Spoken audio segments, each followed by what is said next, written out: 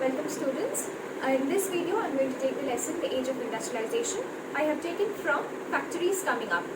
In the last video we have completed Till Manchester Comes to India. Please enjoy the video. Very warm welcome students. In the last class I think we have covered Till Manchester Comes to India, where we saw that the cotton industries developed in England. The industrial groups, they pressurized the government to impose import duties on cotton textiles.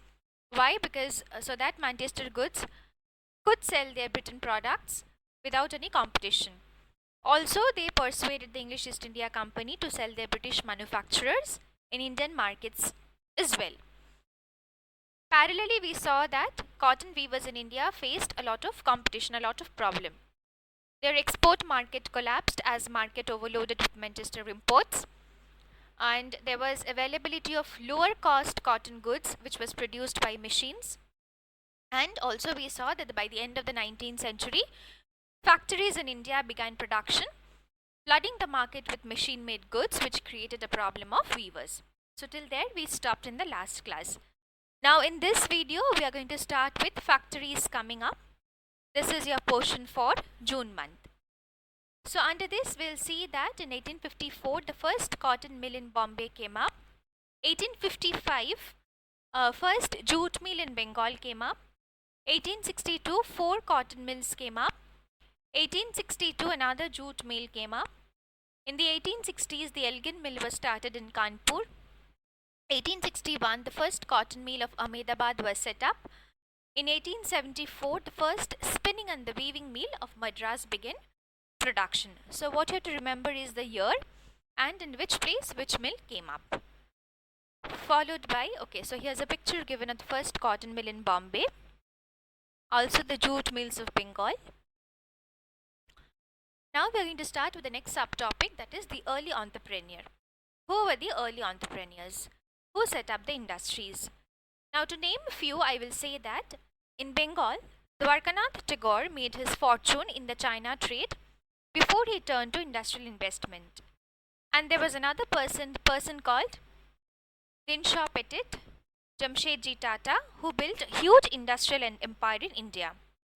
After the colonial power, what happened when colonial power came into India? The Indian businessmen, they were barred, they were stopped from trading with Europe in manufactured goods.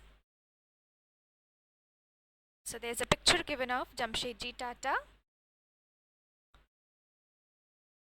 I hope you all know that Jamshedpur is very famous for the iron and steel company.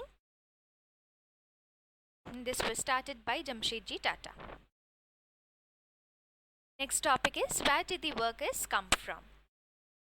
In most industrial regions, the workers came from the districts around. The industrialist usually employed a jobber to get new recruits. A jobber was one who used to recruit people for their particular role. He got people from village, ensured them jobs, helped them to settle in the city. So this was the role of a jobber. And the mill workers, they moved between the villages and the city, returning to their village homes during harvest and festival. So a lot of movement was happening during this period. So this is how a head jobber looked like. Basically, he was a recruiter. So this is the role of a jobber given, where I already told you that the jobber was an old and trusted worker. He got people from his village and ensured them jobs, helped them settle in the city, and provided them money in times of crisis. He began demanding money and gifts for his favors and controlling the lives of workers. So as you can see in the picture, pictures of spinners given in Ahmedabad mill, how the families are working. Women were also employed in the spinning department. The next topic is the peculiarities of industrial growth. What were the problems? What were the peculiarities? The European managing agencies established tea and coffee plantations, acquiring land at cheap rates from the colonial government.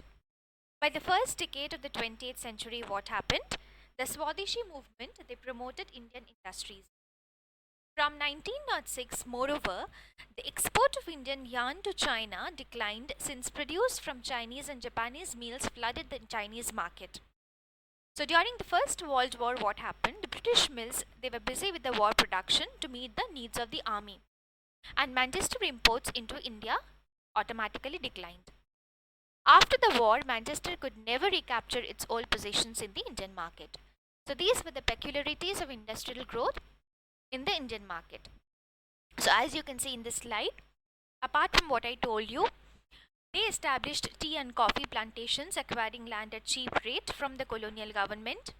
Most of these were products which were required for primarily mainly for export. And as the Swadeshi movement kind of gathered little momentum here, the nationalists, they mobilized people to boycott the foreign cloth. We know that.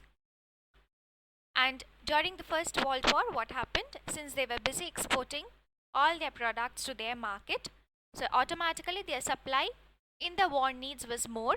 Jute bags, cloth from army uniform, tents and leather boots, horse and mule saddles, and a host of other items were sent there.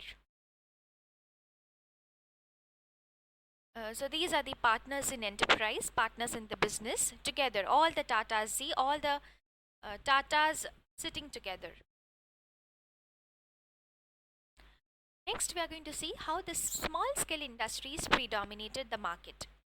Most of them, about 67% in 1911, were located in Bengal and Bombay, and over the rest of the country, small scale production continued to predominate.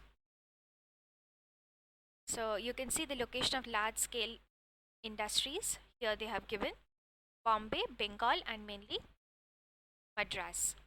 Why they have written Madras here, I don't know. Okay, so this is how a hand woven cloth generally looks like. One day I'll show you during the class how a hand woven sari, that is a handloom sari, looks like, and how a power loom sari looks like. Until today, there's a lot of demand of handloom saris in the market, and the prices are far more expensive than the power loom products, because anything which is hand woven will have more value and more worth than something which is machine made. Market for good is the next topic. Here what happened, the new consumers, they were created through advertisements. A lot of advertisement started appearing in newspapers, magazines, hoardings, street walls, television screens. Advertisements became a vehicle of the nationalist message of Swadeshi. Now we'll see in this slide 2-3 nice examples of how newspapers, magazines, and hoardings looked like back in those days. So this is how it looked like. Gripe water. It was mainly meant for stomach problem for babies. So this is how an advertisement looked like. 1922 Gripe water calendar. Manchester labels early 20th century. This is how another advertisement looked like. Maharaja Ranjit Singh on Manchester label. Sunlight soap. Calendar in 1934. This looks weird.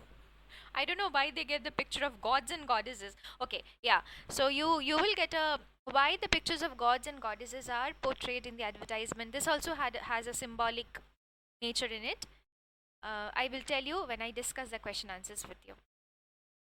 See another milk cloth label which has Bharat Mata in it. Okay, now advertisements. As we know that Manchester industrialists, they began selling cloth in India. The label was to be a mark of the quality. So when buyers saw made in Manchester, they were expected to feel confident about buying the cloth. So images of Indian gods and goddesses, yeah, as I told you, images of Indian gods and goddesses regularly appeared on this label. It kind of created an impression that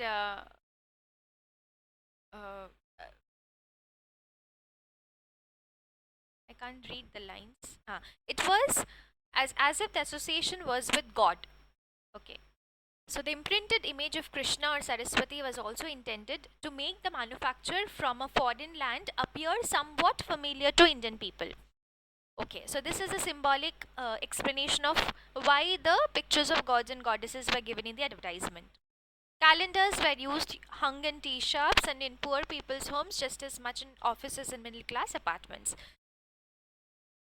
The message often seemed to say that if you respect the royal figure, then respect this product. So, when the product was being used by kings or produced under royal command, its quality could not be questioned.